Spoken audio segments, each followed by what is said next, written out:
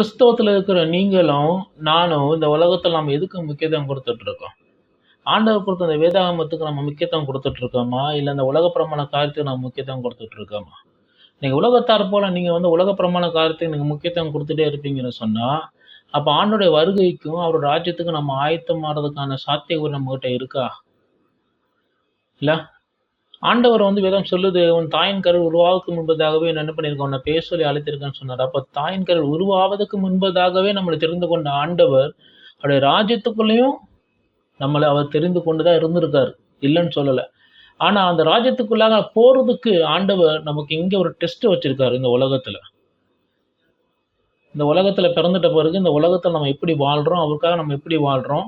அவருடைய சிந்தனையில வாழ்றோமா? அவருடைய வேதத்தின்படி வாழ்றோமா? இந்த டெஸ்ட்ல நம்ம பாஸ் பண்ணா தான், நம்ம பரலோக ராஜ்யத்துக்கு போறதுக்கான எல்லா பாசிபிலிட்டீஸுமே இருக்கு. அப்ப இந்த உலக பிரமாண காரியத்துக்கே நீங்க முக்கியத்துவம் குடுத்துட்டே இருந்தீங்கன்னு வச்சுக்கோங்களேன், அப்ப ஆவிக்கிற வாழ்க்கையில நீங்க எப்படி வளருவீங்க? ஆவிக்கிற வாழ்க்கையில ஆண்டவர பற்றி நீங்க எப்படி தேடுவீங்க? அவருடைய ராஜ்யத்துக்கு போறதுக்காக எப்படி நீங்க உங்கள நீங்களே தயார்படுத்திக் கொள்வீங்க? இந்த உலகத்துல நமக்கு பணம் தேவைதான், பொருள் தேவைதான், வீடு தேவைதான், எல்லாம் நமக்கு தேவைதான். படிப்பு எல்லாம் நமக்கு தேவைதான்.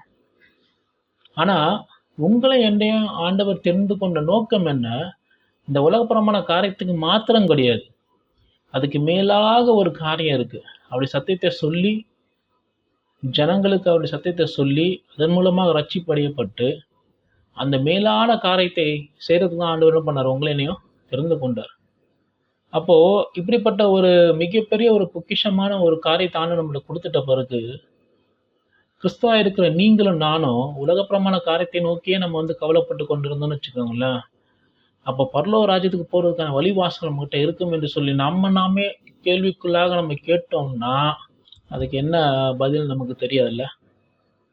இந்த உலகத்துல எல்லாமே தேவைதான்.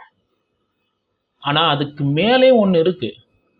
இந்த வேதத்துல சொல்லப்பட்ட காரியங்கள் எல்லாம் இன்னைக்கு பூமியில நடந்து கொண்டு இருக்கு. இல்ல? ஆண்டவருடைய வருகை மிக சமீபமா இருக்கு. இந்த உலகத்துல நடக்கிற எல்லா காரியத்தையும் நீங்க பார்த்தீங்கன்னா, அப்படியே சொல்லப்பட்ட மாரி, வேதத்துல சொல்லப்பட்ட மாரி அப்படியே எந்த ஒரு மிஸ்ஸும் ஆகாம அப்படியே நடந்து கொண்டு இருக்கு. அப்போ இப்படிப்பட்ட ஒரு தீர்க்கதரிசன புஸ்தகத்த ஆண்டவர் நம்ம கையில குடுத்து, இதன்படி நீ வாழு. நீ இப்படி இருந்தா நீ பரலோக ராஜ்யத்துக்கு போவன்னு சொல்லி ஆண்டவர் எல்லாத்தையும் குடுத்துட்ட பிறகு, நம்ம இத அசட்டை பண்ணி, நம்ம அதற்கேற்றாப்ப நம்முடைய வாழ்க்கைய வாழாம, உலக பிரமாண காரியத்த குடுத்தே நீங்க பார்த்தீங்க, உங்க வாழ்க்கைய நீங்க நகர்த்திக் கொண்டு இருப்பீர்கள் என்று சொன்னால், பரலோக ராஜ்யத்துக்கு போறதுக்கான வழிவாசல் உங்ககிட்டயும் என்கிட்டயும் இருக்கான்னு சொல்லி நம்ம நம்மளே என்ன செய்யணும்?